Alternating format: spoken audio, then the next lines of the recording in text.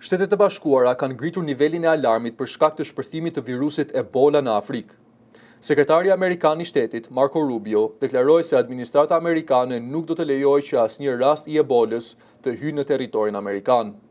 Në një deklaratë për mediat, Rubio theksoi se prioriteti kryesor i politikës së jashtme amerikane është mbrojtja e qytetarëve amerikanë. Ai tha se Departamenti i Shtetit, Qendra për kontrollin dhe parandalimin e sëmundjeve, si dhe agjencitë të tjera federale po punojnë intensivisht për të frenuar përhapjen e virusit.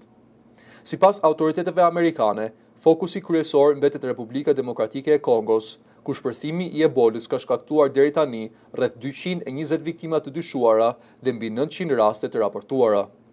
Rubio deklaroi se SBA-ja ka shtuar ndihmën dhe mbështetjen për të ndalur përhapjen e virusit në vendet e prekura, ndërsa njëkohësisht po monitoron lëvizjen e udhëtarëve për të shmangur hyrjen e personave të infektuar në Amerikë.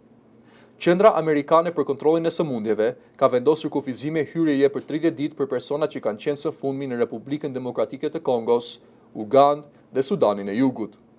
Masat përfshin edhe mbrojtësit e green cardit amerikan. Po ashtu, autoritetet kanë shtuar kontrollet shëndetësore në 3 aeroporte kryesore amerikane, ku po kryen verifikime të posaçme për udhëtarët që vijnë nga zonat e prekura.